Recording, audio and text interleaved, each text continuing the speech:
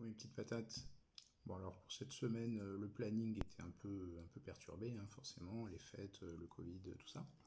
Donc je vous ai pas fait d'annonce sur ce à quoi j'allais jouer. Donc on a quand même fait quelques parties. Voilà, donc on a joué entre autres à Dinosaur Island de Pandasaurus Game. On a joué à Mechanica, cet après-midi on joue à Barrage, donc voilà, du gros jeu. La semaine prochaine, par contre, voilà, les affaires reprennent. Donc, à partir de lundi 4, on refait Mechanica. Voilà, grosse boîte. Donc, Mechanica, c'est un jeu de Mary Flanagan, entre autres, Anne-Sophie Duster, et c'est chez Resonim. Donc, c'est un petit éditeur.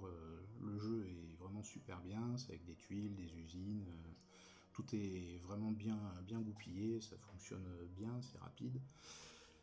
C'est un peu brûle-neurone, donc pour moi, jeu parfait. Donc ça c'est lundi. Mardi, ça va être la grande découverte de Merv. Donc certains et certaines d'entre vous ont déjà vu des photos, mais il y a peu de gens qui y jouent encore. Merv, donc jeu de placement d'ouvriers assez classique. C'est de Fabio Lopiano et surtout les designs de Yann O'Toole. Et c'est chez Osprey Games. Découvert, donc voilà, donc ça a l'air de bien tourner aussi. C'est super joli. Mercredi, on va faire jeu italien Dragon Castle. C'est une variation du Mahjong, super plaisante, vraiment, ça se joue aussi très très vite.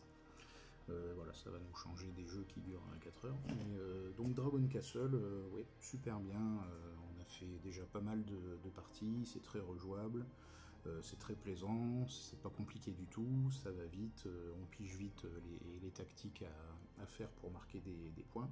Le problème c'est que tout le monde autour de la table pige vite. Donc voilà, donc super bien.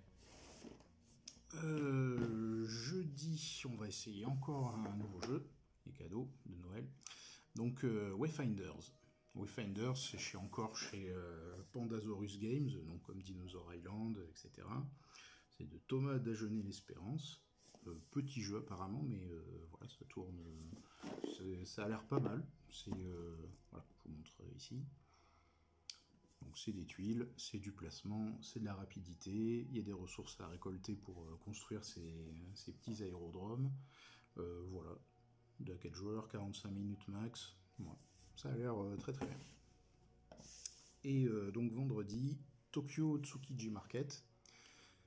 C'est la première boîte de la semaine qui rentre dans le cadre, hein, vous avez vu. Donc Jordan Draper, Jordan Draper Amour, bien sûr. Super game designer. Le jeu est assez plaisant. On joue des pêcheurs au marché de Tokyo et donc on va essayer de faire monter la cote de certains poissons. Donc c'est plein de petites figurines, plein de petits jetons en bois de poissons. On va essayer de faire ça, de monter la valeur de certains poissons pour les vendre. Donc il y a du fugu, des anguilles, voilà, de tout ce que consomment les Japonais habituellement. On va dire petit jeu, en tout cas petite boîte, moyen jeu plutôt. Voilà, pas grand chose, 1h30 annoncé sur la partie, en effet ça m'a l'air un peu assez correct. Voilà, on va voir ça, des mises, voilà, manipuler de l'argent, des poissons, tout ça, le bonheur. Ça me dit rien. Et donc dimanche, on reprend les comme à la télé, donc ça sera Buffy contre les vampires. Donc encore une belle occasion de déjouer les plans d'un grand méchant diabolique, probablement un vampire. Voilà, donc c'est tout pour la semaine, donc c'est quand même bien rempli. Et puis je vous tiendrai au courant, je vais probablement faire une petite règle explicative en vidéo de Dragon Castle, c'est celui qui est revenu le plus souvent, c'est assez simple. Tokyo Tsukiji Market, Jordan Draper a son propre site, que je vous mets en lien. Donc c'est assez bien expliqué. Mechanica, pareil, mais je vais peut-être faire une vidéo en français, ça sera peut-être plus clair. Et Merv, vous avez 36 vidéos règles explicatives. Voilà. Ben voilà, donc c'est tout pour moi, mes petites patates. Comme toujours, hein, abonnez-vous, likez, mettez des commentaires, voilà, partagez, il y a mon Tipeee, comme d'habitude. Ben bon réveillon à vous.